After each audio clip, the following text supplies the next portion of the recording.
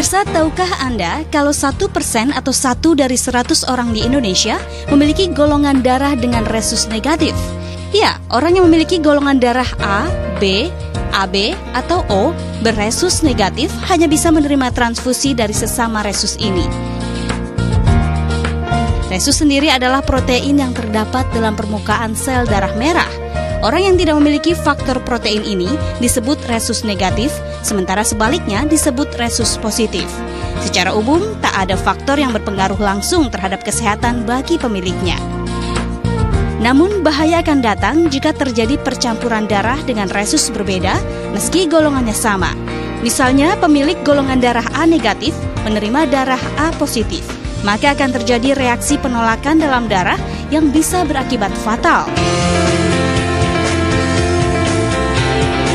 Nah, atas dasar alasan inilah ada sebuah komunitas di tanah air yang bernama Resus Negatif Indonesia atau RNI yang dibentuk untuk menyebarkan kesadaran mengenai pentingnya mengetahui resus darah sekaligus menjadi wadah bagi mereka yang memiliki resus ini. Bagi yang belum mengetahui secara pasti apa resus golongan darah yang mengalir di dalam tubuh Anda, ada baiknya juga segera periksakan ke klinik terdekat demi menjaga kesehatan di masa depan.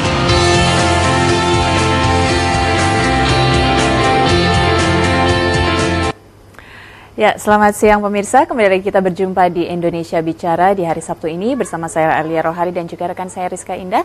Dan seperti tadi sudah Anda saksikan tayangan sebelumnya mengenai komunitas resus negatif Indonesia ya, atau RNI. Dan kita akan berbicara mengenai masalah resus negatif tersebut karena kayaknya memang belum banyak ya masyarakat yang aware mengenai belum familiar resus juga negatif begitu ini. ya. Apa sih sebenarnya fungsi resus negatif, resus positif? Kenapa tidak boleh bercampur begitu kan? Kemudian efeknya nanti, oh ini sudah ada narasumbernya di sini ya, sudah ada yang 3, sudah ada 3 di sini. Sudah ada 3 yang kecil-kecil gitu. Benar, ya. Karena biasanya juga masyarakat mungkin masih lebih aware terhadap golongan darahnya saja. Ya, hanya golongan Rizka, darah. Ya. Saya juga hanya tahu golongan darah saya B gitu. Tapi selebihnya apakah resusnya positif atau negatif? Saya juga belum tahu. Itu harus dicek ulang ya. Harus dicek terus ya gitu. Oke, sudah ada Mbak Natali. Apa kabar Mbak Natali? Baik, kali ini kita Rizka. nggak ngomongin survei ya, kita ngomongin resus ya. Oke. Kemudian ada Mbak Nuneng Marlina juga, ada Mbak Entin ya, Entin Rustin. Ini mereka adalah komunitas resus negatif Indonesia. Ini yang kecil-kecil komunitas putra-putri juga. siapa? Ya, ini jadi ini Irfan ya. Irfan ini pemilik golongan darah B resus negatif yang kebetulan juga bersama-sama dengan kami di sini. Karena Irfan ini termasuk salah satu yang cukup rutin butuh darah resus negatif dan nanti mungkin Ibu Entin ini ibunya. Jadi yang akan lebih banyak bercerita tentang pengalaman cari darah resus negatif itu seperti apa sih. Tapi Ibu Entin juga resus negatif? Resus positif. Oh, positif ya. Oke. Kemudian ini 2 bocah anak saya nggak tahu dia. Jadi turut meramaikan sebagai bukti. Jadi kalau saya kan resus negatif itu identiknya biasa dengan perempuan. Perempuan akan mengalami yang namanya kehamilan berbahaya. Perempuan resus negatif. Nah, Bu Nuneng sudah mengalami hal itu, mengalami yang namanya kehamilan berbahaya sampai dengan kehilangan anak-anaknya. Terus kemudian karena tidak mengetahui resusnya sejak awal. Saya termasuk yang mengetahui resus saya sejak awal. Jadi kehamilan saya tidak bermasalah, ada 2 anak. Nah, mungkin bisa cerita dulu deh ini tentang terkait dengan resus positif, resus negatif. Apa sih sebenarnya yang harus diketahui gitu? Jadi sebetulnya kan resus ini kan sebetulnya hampir sama dengan golongan darah. Yang namanya sel darah merah itu di permukaannya ada berbagai macam protein. Dan protein ini selain protein A, B, antigen A, antigen B, ada juga antigen D. Antigen D ini itu yang menentukan apakah dia resusnya positif atau resus negatif. Jadi kalau tidak ada antigen D berarti dia resusnya negatif. Dan ini termasuk jarang sekali ya Mbak Langka. ya? Di Indonesia sendiri hanya 1%. 1%? Hanya 1% dari jumlah penduduk. Artinya dari jumlah penduduk 25 juta, hanya 2,5 juta yang resusnya negatif. Dan mostly itu perempuan?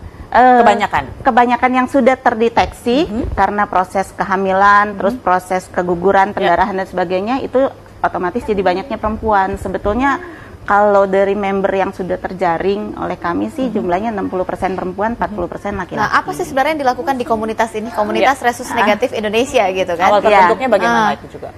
Awal terbentuknya kebetulan kami juga berterima kasih sama almarhum Pak Irwandani yang baru 2 minggu lalu berpulang.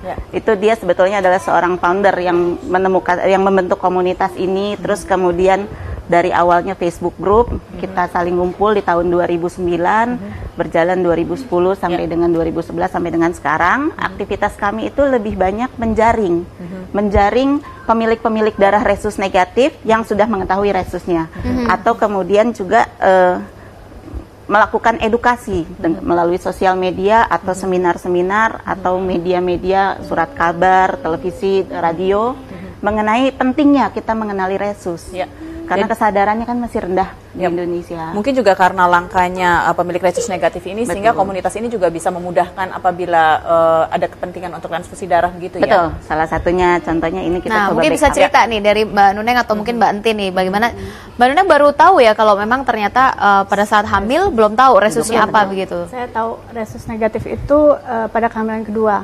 Itu pun udah besar ya, udah usia kehamilan 28 minggu, tapi pas di USG itu usia kandungan perkembangan bayinya itu telat dari perkembangan seharusnya. Jadi 28 minggu tapi 25 minggu ukuran bayinya apanya gitu. Lalu dicek tapi belum sampai ininya udah kontraksi udah keluar, usia kehamilan 30 minggu. Di salah satu rumah sakit Jakarta ya. Terus sehari sebelum melahirkan karena udah pendarahan terus, akhirnya dicek darah baru tahu kalau itu resus.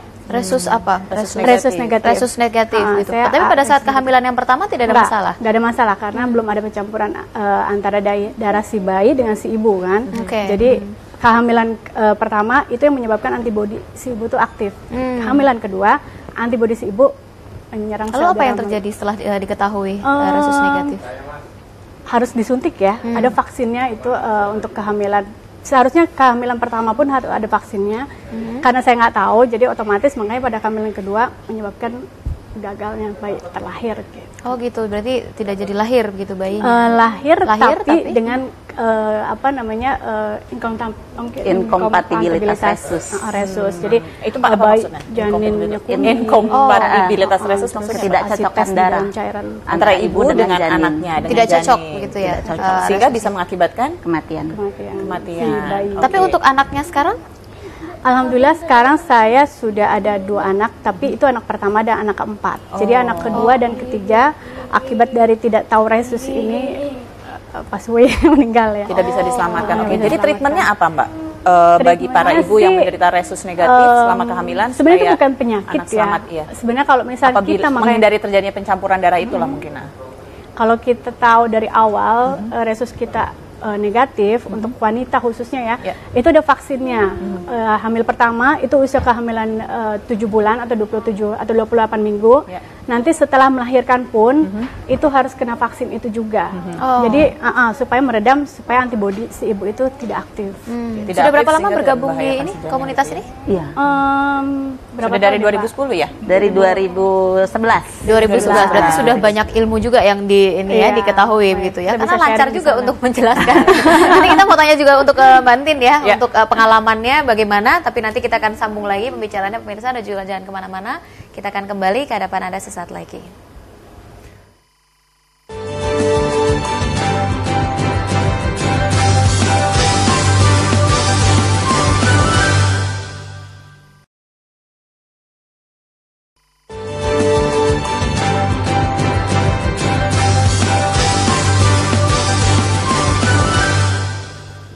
Ya, baik, kembali lagi bersama kami di Indonesia Bicara. Kita masih membicarakan mengenai resus negatif yang mungkin masyarakat juga belum terlalu aware mengenai masalah ini. Termasuk pada komunitasnya juga ya? Betul. Ini komunitasnya juga saya baru dengar loh, ada komunitas resus negatif Indonesia. Dan anggotanya juga baru sekitar 590 orang seluruh Indonesia. Seluruh Indonesia. Oh, berarti belum banyak juga ya? Belum banyak, dari 2.500.000 ya.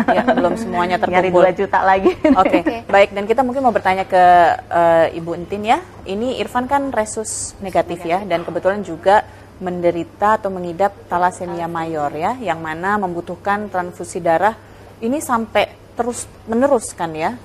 Jadi bisa diceritakan nggak mungkin awalnya kesulitannya itu seperti apa? Ya, waktu itu awal kesulitannya emang susah sih, darahnya waktu itu kan di Bandung hampir 2 bulan di rumah sakit.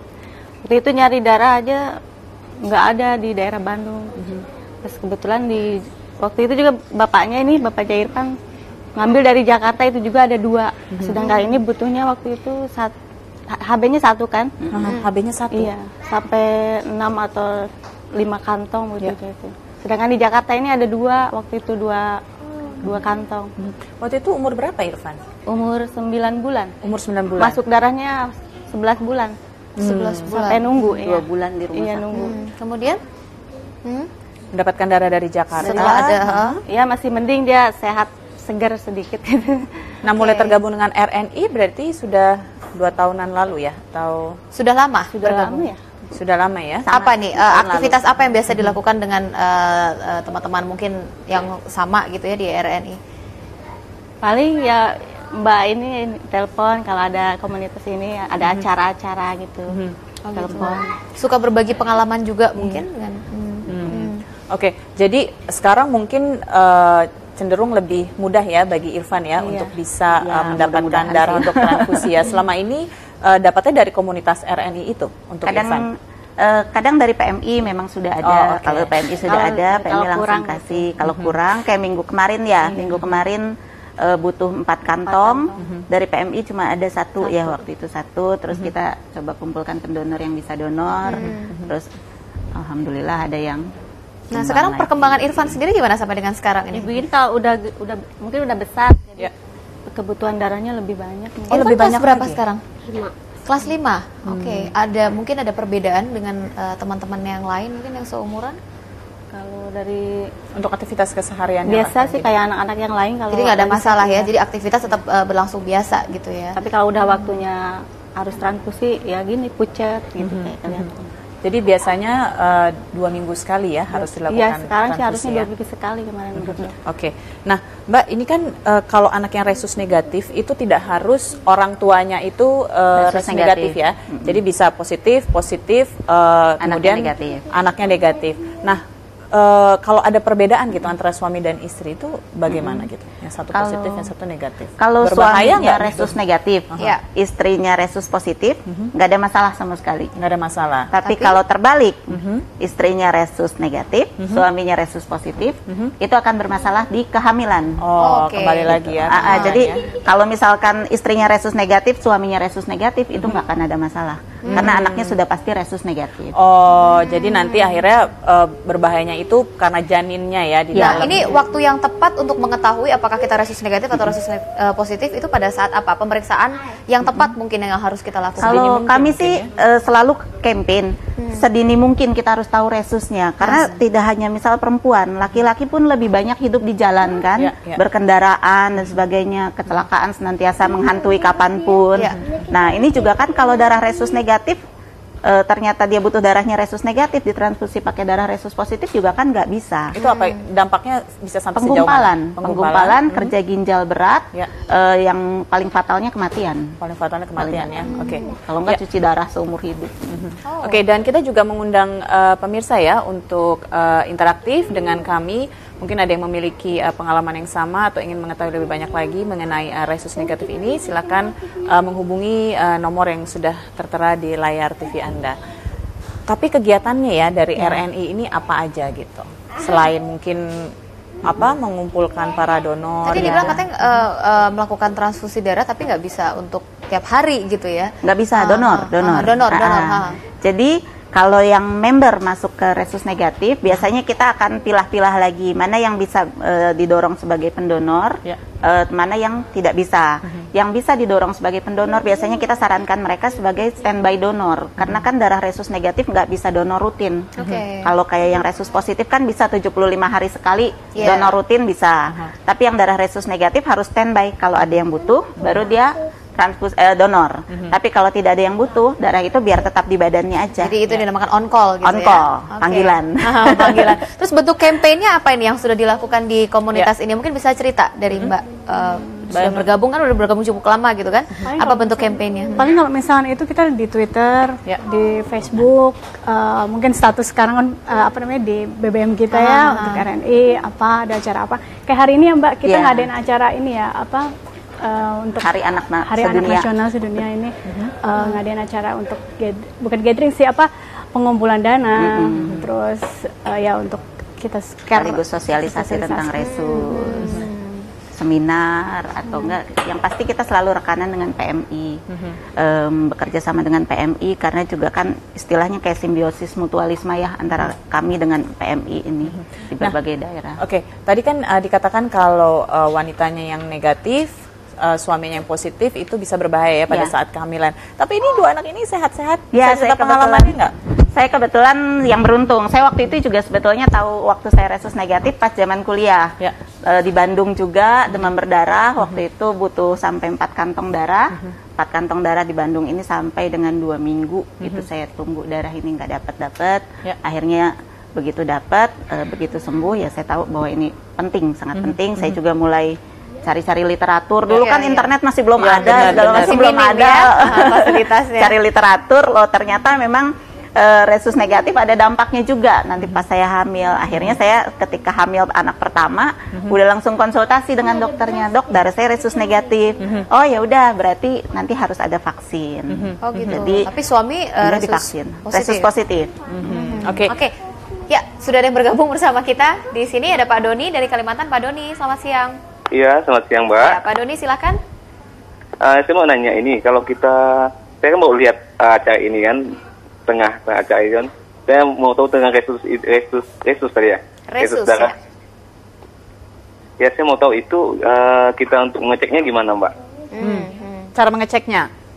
Apakah ini selama ini belum pernah tahu gitu ya? Saya tahu udah saya B, tapi saya tidak tahu gimana untuk kelanjutan untuk kita ngecek ke labnya, gimana memberitahu petugas labnya untuk memeriksa resusnya. Oh, jadi hanya tahu golongan darahnya adalah B saja ya? Oke, nah sekarang. Oke, Pak Doni, terima kasih. Padahal B itu ada B positif atau B negatif. Nah, itu. Untuk pengecekannya itu biasanya di PMI.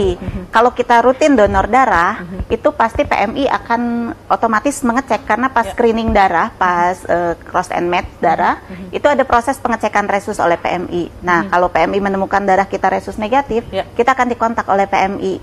Ibu atau bapak darahnya resus negatif. Jadi memberikan informasi kepada kita gitu ya. Statusnya sebagai donor on call aja, jangan rutin. Atau kalau misalkan kita kadang kan ada yang aduh takut jarum, mau donor takut jarum. Nah, itu bisa ke puskesmas sudah bisa sekarang untuk cek resus. Itu seperti cek darah biasa kan? Kayak cek golongan darah, hanya ditusuk di jari, terus kemudian diteteskan berbagai macam antigen. Ya sekitar 5-10 menit itu kita udah bisa tahu golongan darah kita apa, resus kita apa. Jadi paling sekitar 10-15 ribu biaya untuk pengecekan golongan darah dan resus ini. Berarti caranya juga cara yang sama seperti biasa dengan golongan darah. Cuma kalau memang kalau nggak dimintakan, kita nggak bilang kadang-kadang nggak kalian diberikan cek resus. Biasanya hanya golongan darah aja, tapi kita harus bilang juga cek golongan darah dan sekalian dengan resusnya. Tapi golongan darah pun juga kita nggak dikasih tahu apakah positif atau negatif gitu. Nggak, kalau golongan darah AB atau O gitu. Oh, jadi kita juga harus tahu ya. Harus tahu cek golongan darah atau cek resus. Oke, sudah ada penelpon lagi. Halo, selamat siang. Halo. Halo. Iya, selamat siang Bapak. Dengan Ayah Sofia, Mbak. Iya, Ayah Sofian silakan. Iya, dari Palembang. Ini saya ini ada anak laki-laki ya. Anak laki-laki saya yang pertama. Itu resusnya negatif. Jadi tapi pernah dia sudah mungkin 3-4 kali saya tes resusnya negatif. Tapi saat terakhir itu dia periksa di sekolah itu resusnya positif gitu. Saya sama istri saya semuanya resusnya positif. Jadi maksud saya ada lab ataupun indikator yang bisa lebih akurat gitu memastikan bahwa resus ini positif atau negatif gitu. Saya jadi bingung ya. Anak saya ini, Mbak. Jadi bingung juga ya. Antara positif dan negatif. Terus gini, andai pun saya tertarik kalau seandainya pun anak saya ini memang resusnya negatif, gimana caranya gabung ke RNI? Karena saya di Palembang ini saya kurang informasi masalah itu. Oke, baik. Terima kasih Pak. Ya. Terima kasih dari Palembang. Ini gimana? Ada nggak sih sebuah laboratorium mungkin yang akurat gitu ya? Jangan sampai galau. Positif, udah negatif gitu kan? Ini kejadian yang umum biasanya. Kadang misalkan ada yang begitu dicek resusnya negatif, petugas lab juga nggak percaya. Benar nggak sih? Karena identik biasanya resus negatif identik dengan orang bule. Biasanya kan begitu. Betul. Nah, ini ternyata kan nggak ada juga orang Indonesia. Akhirnya kadang ada yang mengecek ulang sekali lagi. dan namanya human error kan umum ya terjadi. Kalau kami sih biasanya sarankan kalau ada terjadi pengecekan pertama resus negatif, pengecekan kedua kemudian resusnya positif, cek sekali lagi. Begitu pengecekan ketiga itulah penentu resusnya. Kalau yang ketiga cek ternyata resusnya positif, ya berarti dia resusnya positif. Gitu. Mudah-mudahan nggak error juga ya. Anggota lab yang ketiga. Jadi disarankan untuk melakukan pengecekan sekali lagi ya. 3 kali aja. Nah, kalaupun ternyata tadi resusnya negatif di Palembang, gimana caranya nih untuk bisa bergabung? Kita sudah banyak teman-teman yang dari Palembang juga yang resus negatif. Kita kalau misalkan bisa buka website kami, di situ ada www.resusnegatif.com. Di situ ada bisa bergabung dengan Facebook group, bisa bergabung dengan di Twitter atau di BlackBerry group juga kita aktif. Ada sekitar 17 grup yang sudah kita bentuk per wilayah. Itu mudah ya komunikasinya. Lebih mudah, ya, lebih cepat. Group ya. Lebih cepat. Saya juga broadcast butuh darah juga kan lebih gampang ya. www.resusnegatif.com. Ya, Oke, menarik. Semoga ini bisa jadi informasi juga begitu ya, karena resus yang langka, tapi ada komunitasnya, mungkin bisa berbagi cerita juga gitu ya, berbagi pengalaman. Ya. Irfan merasa sehat ya, nggak aktivitasnya masih tetap seperti biasa ya? Sehat. Oh iya, tetap sehat, semangat gitu ya Irfan ya. Oke, baik. Terima kasih Mbak Natali. Sama-sama. Ibu, terima kasih juga sudah berbagi cerita, berbagi pengalaman juga dengan kita di sini gitu ya. Semoga ini juga bisa menjadi sebuah informasi untuk Anda pemirsa, dan tadi juga sudah dijelaskan bagaimana caranya untuk bergabung begitu di sini. Nanti kita masih akan bergabung lagi di hadapan Anda dengan tema yang kedua, ini terkait dengan sebuah pelayanan khusus mungkin ya dari pihak kepolisian. Seperti apa pelayanannya? Jangan kemana-mana, Indonesia Bicara kembali saat lagi.